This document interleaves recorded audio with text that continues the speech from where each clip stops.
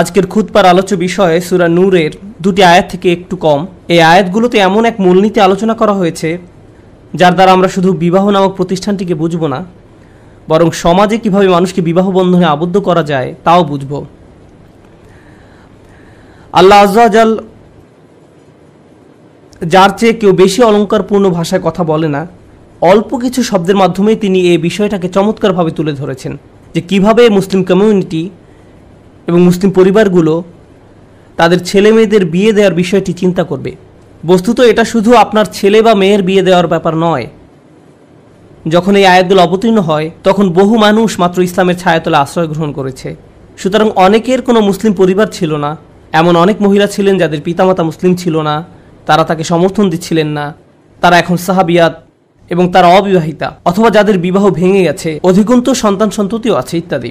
সাধারণ পরিবারগুলোতে আপনার ছেলে বা মেয়ে থাকে, তারা বড় হয়, তারপর বিয়ের বয়সে পৌঁছায়, আর আপনি তাদের বিয়ে দেওয়ার কথা ভাবেন। কিন্তু বৃহত্তর পরিসরে আমাদের পরিবার হলো গোটা উম্মাহ। রাসূল সাল্লাল্লাহু আলাইহি ওয়াসাল্লাম সমগ্র উম্মাহকে একটি শরীরের সাথে তুলনা করেছেন, আর আল্লাহ সুবহানাহু ওয়া তাআলা একে ইখওয়া বা প্রায় রক্ত সম্পর্কীয় ভ্রাতৃত্ব বলে উল্লেখ করেছেন।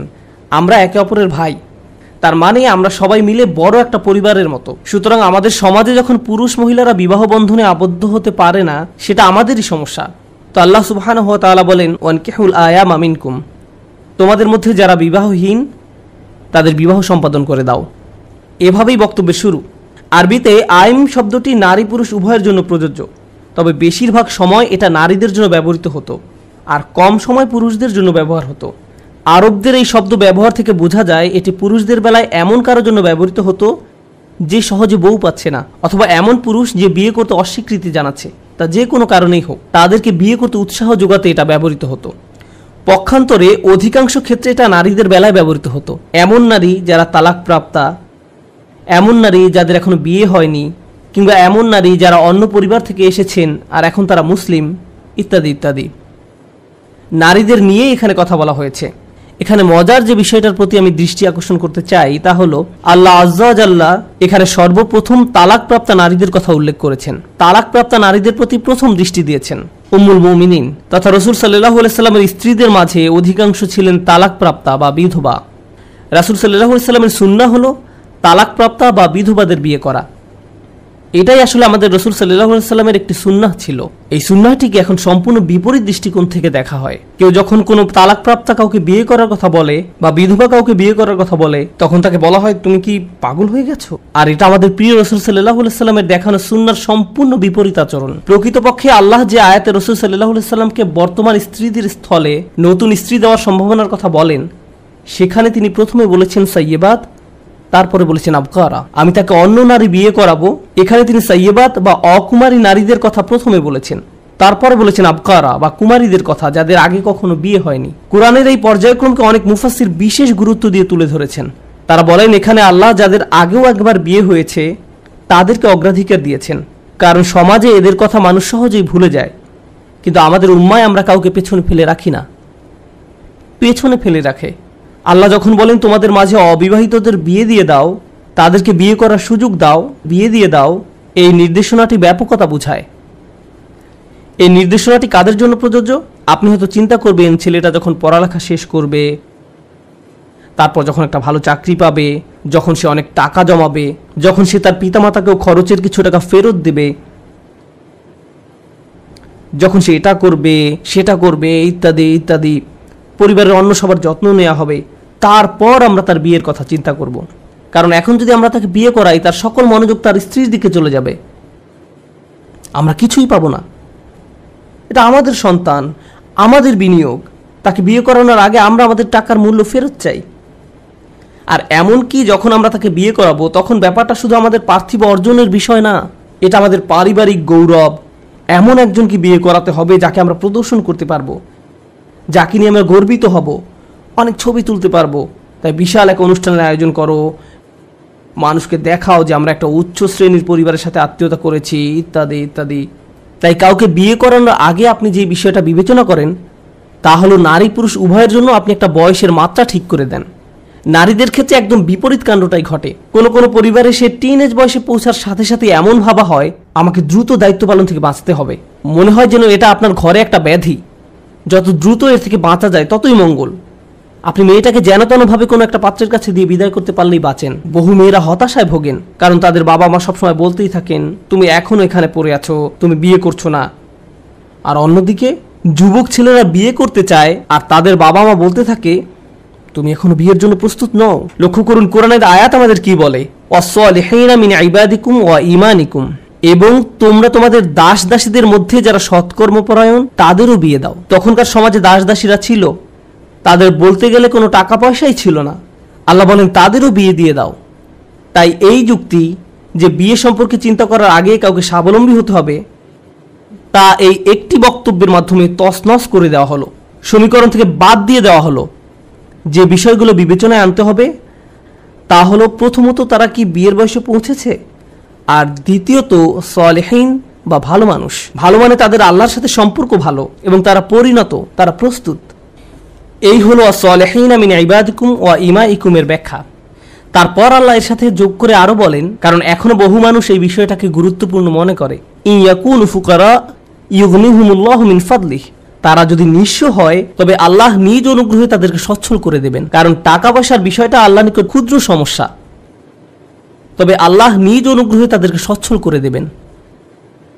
আইমা মানে সমাজের বহু মানুষ যারা অবিবাহিত রয়ে গেছে, সেটা তুলনামূলক বড় সমস্যা। অর্থকড়ি না থাকা ছোট সমস্যা, কিন্তু মানুষের মাঝে সম্পর্ক জুড়ে না দেওয়া আল্লাহর নিকট অনেক বড় একটি সমস্যা। এই আয়াতটি পড়ার সময় আমি একটা বর্ণনার সন্ধান পাই,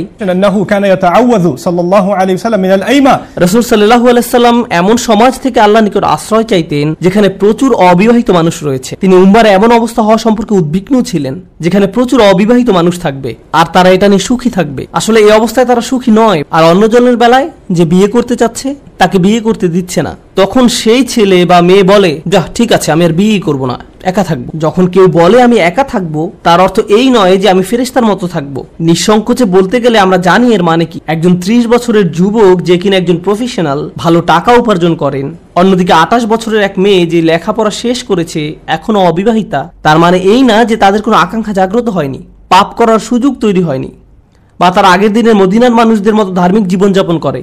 মদিনারও তার নিজস্ব ধরনের সমস্যা ছিল, মদিনাতেও নিজস্ব ধরনের পরিস্থিতি ছিল। আপনি যদি মনোযোগ দিয়ে রাসূল সাল্লাল্লাহু আলাইহি সাল্লামের জীবনী পড়েন তাহলে দেখবেন সাহাবীদের জীবনে বিভিন্ন ঘটনা ঘটেছে। মাত্র আজ সকালে আমি এক সাহাবীর ঘটনা পড়ছিলাম, যিনি কোনো এক কারণে মক্কায় গিয়েছিলেন, আর সেখানে তার জাহিলি যুগের এক মেয়ে বন্ধু ছিল। আরবি বর্ণনায় যে শব্দটি ব্যবহার করা হয়েছে তা হলো খলিলা, মেয়ে বন্ধু, তার মুসলিম হওয়ার আগের জীবনের। তো মেয়েটি তাকে দেখতে পেল আর বলল, তুমি কি আবার আমার সাথে নির্জনে থাকতে চাও? তখন সেই সাহাবী রাদিয়াল্লাহু তাআলা আনহু বললেন, সম্ভব না, তোমার আর আমার মাঝে ইসলাম এসে গেছে। তখন মেয়েটি রেগে গেল এবং সে তার ভাই বন্ধুদের ডেকে তাকে মারধর করতে উদ্যত হলো। সাহাবী বললেন, ঠিক আছে, আমাদের জন্য একটাই পথ আছে, তা হলো আমাকে তোমার বিয়ে করতে হবে। মেয়েটি বলল, ঠিক আছে, আমাকে বিয়ে করো। তিনি বললেন, আগে আমাকে রাসূল সাল্লাল্লাহু আলাইহি সাল্লামকে জিজ্ঞেস করতে হবে, কারণ তিনি জানতেন না যে অমুসলিম কাউকে বিয়ে করা যাবে কি না। তারপর তিনি রাসূল সাল্লাল্লাহু আলাইহি সাল্লামের কাছে ফেরত গেলেন এবং তাকে জিজ্ঞেস করলেন। তারপর এই আয়াত অবতীর্ণ হয় যে মুশরিক নারীদের বিয়ে করো না যতক্ষণ না তারা ঈমান গ্রহণ করে। আমি আমার আলোচনা থেকে একটু সরে গেছি। আমি যে কথাটি বলতে চাচ্ছি তা হলো কিভাবে আমরা বিয়েকে সহজ করে দেব, কারণ বিয়েকে কঠিন করা শয়তানের কাজ। শাহ ওয়ালিউল্লাহ রাহমাতুল্লাহ আলাইহি বুদ্ধিদীপ্তভাবে একটা ব্যাপার তুলে ধরেছেন। একটি সমাজে শয়তানের রাস্তা হলো হারামকে সহজ করে দেয়া আর হালালকে কঠিন করে দেয়া।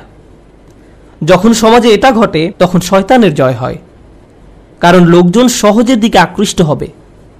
তাই আজকের সমাজে আপনি যদি চোখ দিয়ে আনন্দ পেতে চান, আপনার সামনে স্ক্রিন আছে, বিভিন্ন নিষিদ্ধ জায়গায় আপনি যেতে পারেন, আপনার অফিস বা ক্যাম্পাসে, আপনার মোবাইল ডিভাইসে, সোশ্যাল মিডিয়ায়, ডেটিং অ্যাপস, আরও কত রকমের উপকরণ আপনার হাতের মুঠোয়।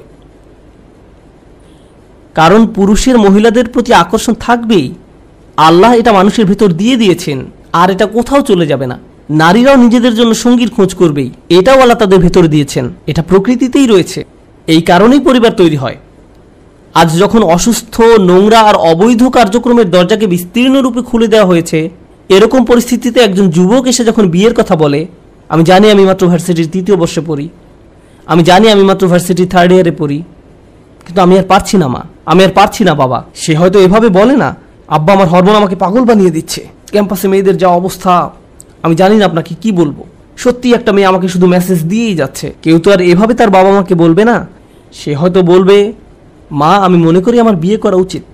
সে ইঙ্গিতে ভালোভাবে বলার চেষ্টা করবে, আর তখন কোনো পিতামাতা এই যুবক ছেলেটাকে অপমানিত করতে শুরু করলো। ওহ, তুমি ধৈর্য ধরতে পারো না, নিজেকে নিয়ন্ত্রণ করতে পারো না? আমি 40 বছর বয়সে বিয়ে করেছি। কিভাবে আপনি 40 বছর বয়সে বিয়ে করেছেন? আপনার তো এখনই বয়স 50 বছর। তো আমরা পিতামাতারা অনেক সময় এই ব্যাপারটাকে অত্যাচার এবং দমন করার চেষ্টা করি, যা আল্লাহ প্রাকৃতিকভাবে আমাদের ভেতরে দিয়ে দিয়েছেন। বিশেষত আজকের দিনে যখন হারামকে অত্যন্ত সহজ করে দেওয়া হয়েছে, আপনাকে স্বাভাবিক নিয়ম নীতির বাইরে গিয়ে হালালকে সহজ করে দিতে হবে, সাধারণ নিয়মকানুনের বাইরে যেতে হবে। হালালের পথ উন্মুক্ত করার মাধ্যমেই কেবল আপনি হারামকে মোকাবেলা করতে পারবেন। ফলে আমরা আমাদের তরুণ তরুণীদেরকে বলতে পারবো, হালাল পথ তোমাদের জন্য উন্মুক্ত। কোনো ভুল করার চিন্তা করারও আগে আমাদের সাথে কথা বলো, আমাদের জানতে দাও।